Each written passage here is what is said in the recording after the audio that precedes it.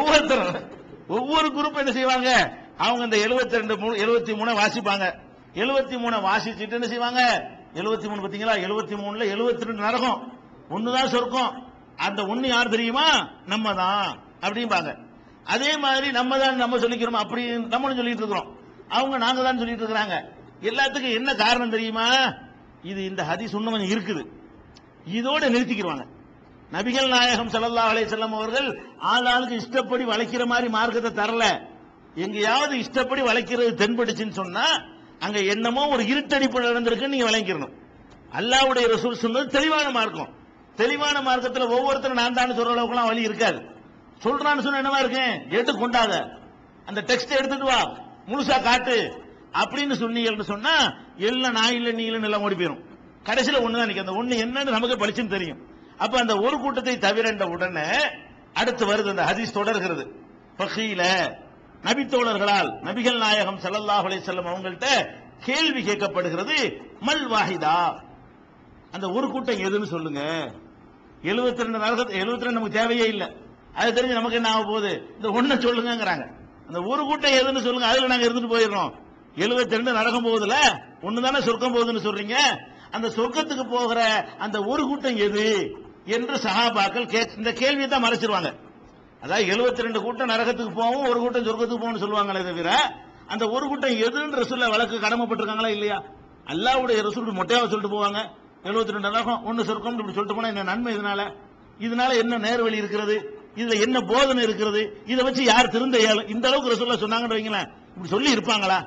அல்லாஹ்வுடைய ரசூல் எதையும் அழகாக ஜாமிஉல் கலீம் சொல்வது அவ்வளவு அற்றுக்கமாக அவ்வளவு தெளிவாக சொல்லக்கூடியவங்க. அவங்க சொல்லல இவ்வளவு இருக்குமா? 72 நம்ம இருக்கிறீங்கன்னு வைங்களேன், இது 25 பேர் கட்டவன், 25 பேர் நல்லவன், என்ன நன்மை இருக்குது? எந்த 25 நல்லவன் எந்த 25 கட்டவன் சொன்னா தானங்க அதுக்கு தகுந்த மாதிரி நம்ம நம்மளை மாத்திக்கலாம் அல்ல திருத்திக்கலாம், எச்சரிக்கையா இருந்துக்கலாம். அப்ப நபிகள் நாயகம் ஸல்லல்லாஹு அலைஹி வஸல்லம் ஹதீஸ்ல இதுக்கு அப்புறம் சஹாபாக்கள் கேட்கிறாங்க, மல் வாஹிதா, அந்த ஒரு கூட்டம் எது? ரசூல் ஸல்லல்லாஹு அலைஹி வஸல்லம் சொல்றாங்க, மா அன அலைஹில் யௌம வ அஸ்ஹாபி, நானும் என்னுடைய சஹாபாக்களும் இன்றைக்கு எப்படி இருக்கிறோமோ அப்படி இருப்பவர்கள். இதான் நபிகள் நாயகம் ஸல்லல்லாஹு அலைஹி வஸல்லம் சொன்ன விடை. அப்ப நமக்கு ரொம்ப அற்புதமான விடை. அதாவது 72 கூட்டம் எது என்பதை விளங்குறதுக்கு முடியாவிட்டாலும் முதல்ல ஒரு கூட்டத்தை விளங்கிக்கிறங்க. 72 கூட்டத்தை வழங்க போறோம். 72 கூட்டத்துக்கு முன்னாடி ஃபர்ஸ்ட் விளங்குறது என்ன, சரியான கூட்டம் எது? நானும் என் தோழர்களும் எப்படி இருக்கிறோமோ அப்படி இருப்பவர்கள் என்று ரசூலுல்லாஹ் சொன்னா கூட குழப்பம் வந்திருக்கும். ஏன்? தோழர்களுக்கு மத்தியில் யுத்தம் நடந்துச்சு, அப்ப நம்மள அது மாதிரி வெட்டிக்கணுமா கேள்வி வரும்ல. நானும் என் தோழர்களையும் போல இருப்பவர்கள் வச்சுட்டா நபிகள் நாயகம் காலத்தில் ஒத்துமையா இருந்தாங்க. நபிகள் நாயகத்துக்கு பிறகு பல சண்டைகள், பல சச்சரவுகள், பல குழப்பங்கள், பலவிதமான விஷயங்கள்லாம் நடந்திருக்கிறது. ரசூலுல்லாஹ் காலத்தில் இருந்த மாதிரியான ஒரு தூய்மை அவங்க காலத்துக்கு பிந்தி இருக்கவே இல்லை. கண்டிப்பா மாற்றங்கள் ஏற்பட்டுச்சு. அப்ப நமக்கு என்ன குழப்பம் வரும்?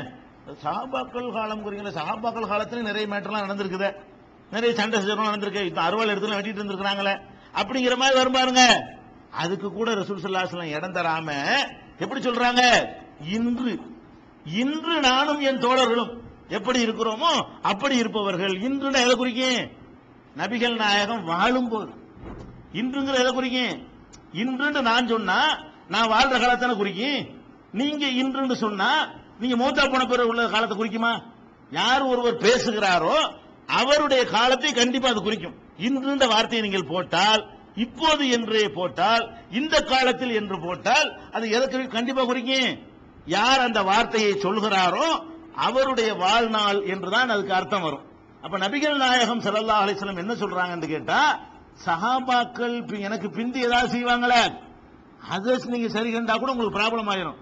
நீங்க ஒரு கூட்டத்தில் இருக்க ஆசைப்பட்டீங்க என்று சொன்னா நானும் என் சஹாபாக்களும் இன்னைக்கு எப்படி இருக்கிறோமோ இது சொல்லும் போது அல் யௌமங்கறாங்க, மா அன அலைஹி அல் யௌம வ அஸ்ஹாபி, இன்றைய தினத்திலே நானும் என்னுடைய தோழர்களும் எப்படி நடக்கிறோமோ அப்படி நடக்கக்கூடியவர்கள் தான் அந்த ஒரு கூட்டம். ரொம்ப தெளிவா இருக்கிறது. நம்ம ஒரு கூட்டத்தில் இருக்கிறோமா 72 கூட்டத்தில் இருக்கிறோமா? பெரிய ஆராய்ச்சிலாம் வேண்டியதே இல்லை. 72 கண்டுபிடிக்க தான் ஆராய்ச்சி வேணும், ஒன்ன கண்டுபிடிக்க ஆராய்ச்சி வேண்டியதே இல்லை. இந்த சொல்ல வச்சுக்கிட்டு நீங்களாவே கொஞ்சம் மேலோட்டமா சிந்திச்சு பார்த்தாலே விளங்கி போயிரு அந்த ஒரு கூட்டம் இல்ல. எப்படி விளங்கனே? நம்ம மார்க்கம்னு ஒரு காரியத்தை செய்யறோம் வைங்க. நபிகள் நாயகம் வாழும் போது, நபிகள் நாயகம் வாழுகிற காலத்தில் சஹாபாக்கள் வாழ்ந்தாங்களே, அந்த காலத்தில் இது இருந்ததா? முடிஞ்சு வச்சுக்கத.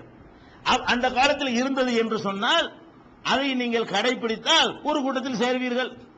அந்த காலத்தில் அது இல்லை என்று சொன்னால் அப்ப 72க்கு போயிருவீங்க. பாயிண்ட் விளங்குதா? இப்ப தர்கா வழிபாடு என்று ஒரு முறை நம்ம நாட்டில் இருக்கிறது இஸ்லாத்தின் பெயரால. இது நபிகள் நாயகம் உசுரோட இருக்கும்போது இருந்ததா? இல்லதானே? 72 பளிச்சுன்னு தெரியுதுல. 72 வரேன், அவங்க காலத்தில் இல்லை இல்ல.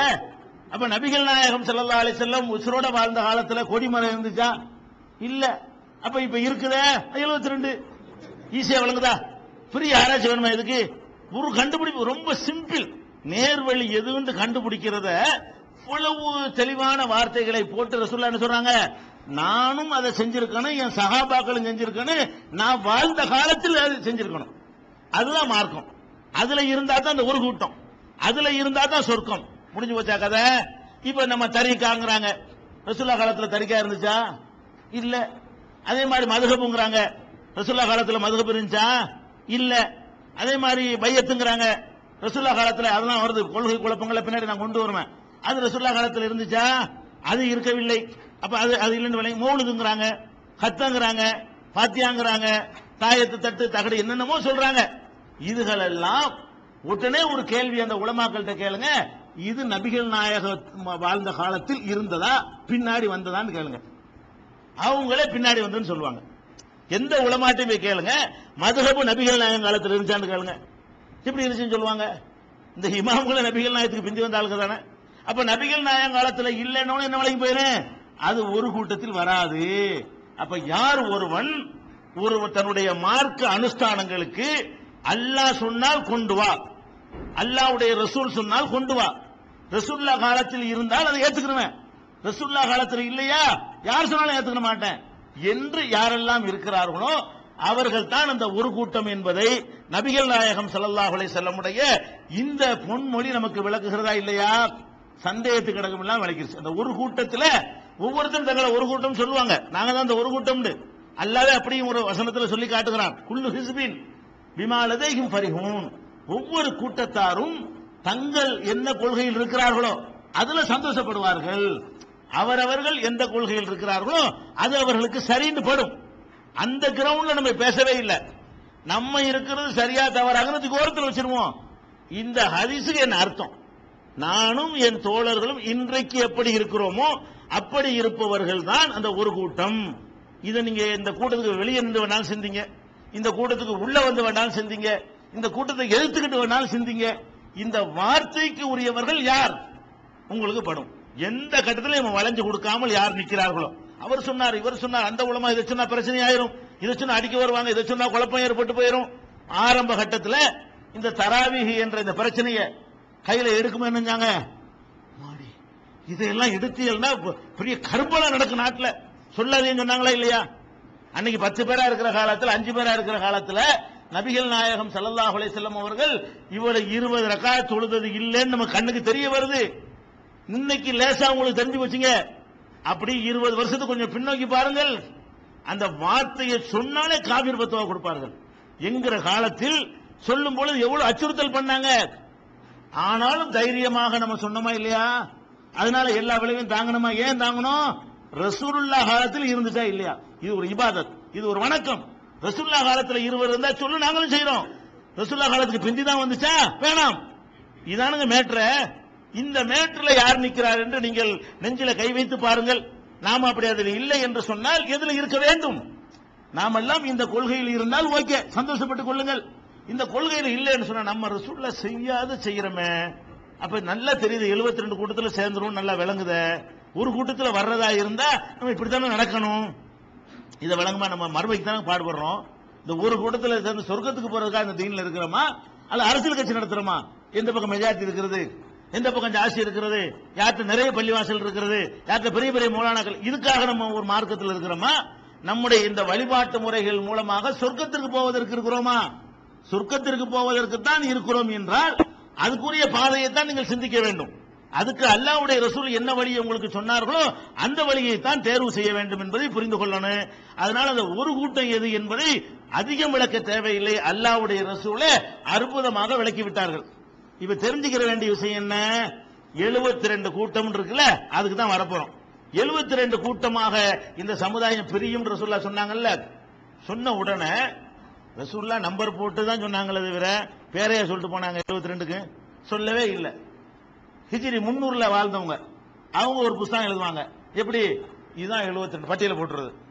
அதுக்கு பிந்தி 72 வந்திருக்கு. அவங்க என்ன செய்வாங்க, ஹிஜ்ரி 300ல வந்த எழுதின புத்தகங்களை பார்த்தா அதுல 72 கூட்டம்னு பட்டியல போட்டு வச்சிருக்காங்க. ஹிஜ்ரி 500ல வர்றான் பாருங்க, அவன் என்ன பண்றான், அவன் ஒரு 72 பட்டியல போடுவான். அதுல உள்ள சில மைனஸ் பண்ணி இதுல சில பிளஸ் சேர்த்து இதான் அந்த 72 அப்படியுமா. ஹிஜ்ரி 500ல 72 முடிச்ச ஆட்கள்லாம் உண்டு. ஹிஜ்ரி 600ல புத்தகம் எழுதி இதான் 72. அவ்வளோ வாழ்ந்த காலத்துல அவ்வளோ ஒரு கொள்கை வகுத்து கொண்டு இந்த இவனுலாம் அது வருவாங்க.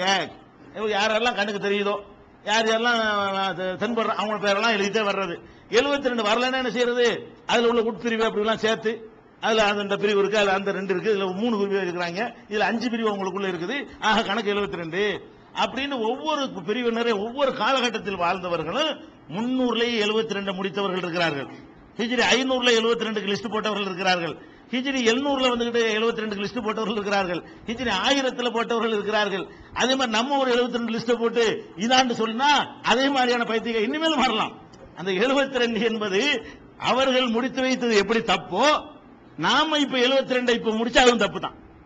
ஏன்னா இதோட முடிஞ்சு போச்சா, அழிஞ்சு போச்சா உலகம். 72 என்பது கியாம நாள் வரைக்கும் அழிகிற வரைக்கும் வந்துகிட்டு இருக்கிற மொத்தம். ஒரு குறிப்பிட்ட ஜெனரேஷனோட முடிச்சுட்டு இதோட 72 முடிச்சு சொல்ல முடியாது. ஏன் நமக்கு தெரிஞ்சு திடீர்னு 19 வந்துச்சு, நமக்கு தெரிஞ்சு திடீர்னு 19 ஒண்ணு வந்துச்சு. 72ல முடிச்சிருந்தா இது வராது. அப்புறம் 72 அன்னைக்கு முடிச்சிருந்தா இது எப்படி வரும், இன்னும் என்னென்னவோ வரப்போகுது. கியாம நாள் வரைக்கும் என்னென்னவோ வரப்போ. அதனால ஒவ்வொரு பேரையா சொல்லி அந்த ஹார்ஜியா அந்த முத்தசிலா ஆதிரியா ஜஹரியாண்டு சொல்லிட்டு போவதில் அர்த்தம் கிடையாது. அப்ப எப்படி நம்ம இதை எடுத்துக்கொள்ள போகிறோம் என்றால் எவன் 72 கூட்டம், அவனுக்கு பேர் என்ன, அதுக்கு தலைவன் யாரு, இந்த விவரங்களை நம்ம ஆய்வு செய்தோமையானால் அது வெற்று அனுமானமா இருக்குமே தவிர அதனால் நமக்கு எந்த ஒரு நன்மையும் கிடையாது. இந்த 72 கூட்டத்தை நம்ம பட்டியலை போட்டு பெயரை வாசிச்சு நம்ம ஒரு 72 ஒரு 50 லிஸ்ட் நான் போட்டு இன்னொரு 22 அநேகமா இனிமே வரலாம்னு நான் முடிச்சேன்னு வைங்க, அல்ல ஒரு 40 போட்டு விட்டுட்டு ஒரு 32 இனிமே வந்தாலும் வரும் அப்படின்னு நான் சொன்னேன்னு வைங்க, அதெல்லாம் மார்க்கமா இருக்காது. அதெல்லாம் என்னுடைய ஊகமாகவோ என்னுடைய அனுமானமாகவோ தான் இருக்கும். அப்ப நம்ம எப்படி இதை எடுத்துக்கொள்ள போகிறோம் என்றால் நபிகள் நாயகம் ஸல்லல்லாஹு அலைஹி வஸல்லம் மரணித்ததுல இருந்து இன்னைக்கு வரைக்கும் பலவிதமான கொள்கைகள் உண்டா இருக்கிறது. அந்த கொள்கை எப்படி தவறுகள் என்பதை வழங்கி கொண்டோமையானால் அந்த கொள்கை பலரும் சொல்லியிருக்கிறார்கள். ஒரு கொள்கையோ ஒரு 7-8 கூட்டம் சொல்லியிருக்கும் வழிகட்ட கூட்டம், இன்னொரு கொள்கையை இன்னொரு 7-8 கூட்டம் வழிகட்ட கூட்டம் சொல்லியிருக்கும். அப்ப நமக்கு பயன் தரக்கூடியது 72 கூட்டம் ஹாரிஜியாக்கள் வழிகட்டவர்கள் அப்படின்னு நான் சொல்றேன். இதனால உங்களுக்கு எந்த நன்மை, அது எந்த நன்மையும் கிடையாது. அப்படின்னா என்னன்னு உங்களுக்கு தெரியாது. இந்த காலத்தில் ஹாரிஜியா இருக்கானா, முத்தசிலாக்கள் சொல்லி தெரிஞ்சுக்கிட்டதுனால ஏதாவது நன்மை ஏற்படுமா, ஏற்படாது. அப்ப நபிகள் நாயகம் ஸல்லல்லாஹு அலைஹி வஸல்லம் மரணித்த பிறகு இன்னைக்கு தேதி வரைக்கும், இன்னைக்கு நம்ம கண் முன்னாடி உள்ள தேதி வரைக்கும் கெட்ட கொள்கைகள் சில கொள்கை இஸ்லாமிய போர்வையை போர்த்தி கொண்டு உலகத்துக்கு வந்தது. அந்த கொள்கைகளை நம்ம ஆய்வு செய்ய போறோம். இப்ப என்னென்ன கொள்கை எல்லாம் இஸ்லாத்தின் பெயரால் வந்துச்சு, அது எப்படி முறியடிக்கப்பட்டுச்சு, அது எப்படி இஸ்லாமிய கொள்கைக்கு மாற்றமான கொள்கை, அந்த கொள்கையை சொல்றோம். இன்னைக்கு கூட இருக்கலாம். நபிகள் நாயகம் ஸல்லல்லாஹு அலைஹி வஸல்லம் காலத்திற்கு பிந்தி தோன்றி அழிந்து போன அந்த கொள்கைக்கு இப்ப கூட உயிர் கொடுப்பவர்கள் வரலாம், நாளைக்கு கூட வரலாம். நம்மள் உள்ள கூட அந்த கொள்கையில அந்த வழிகட்ட கொள்கையில் 2 கொள்கை சரி நினைத்துக் கொள்பவர்கள் இருக்கலாம். அதனால இப்ப நம்ம எதை எடுத்துக்கொள்ள போறோம் சொன்னா நபிகள் நாயகம் ஸல்லல்லாஹு அலைஹி வஸல்லம் அவர்களுக்கு பிறகு தோன்றிய கொள்கை குழப்பங்கள், தப்பான கொள்கைகள், குர்ஆன் ஹதீஸுக்கு மாற்றமான சித்தாந்தங்கள் என்னவெல்லாம் இஸ்லாத்தின் பெயரால் வந்தது, அதைத்தான் நம்ம ஆய்வு அதை எடுத்துக்கொண்டோமையானால் இன்றைக்கும் அந்த கொள்கை வேற ஒரு போர்வையை போர்த்தி கொண்டு வந்தால் நம்ம சுதாரிச்சுக்கலாம். ஆஹா, இது அன்னைக்கே அடையாளம் காட்டப்பட்ட கொள்கை, இது அன்னைக்கே தவறு என்று நிரூபிக்கப்பட்ட ஒரு கொள்கை, இது இவ்வளவு வசனத்திற்கு மாற்றமான ஒரு கொள்கை அப்படின்னு இந்த கொள்கைகளுடைய பட்டியலையும் அது எப்படி தவறு என்பதையும் தான் நம்ம இதுல சொல்ல போறோம்.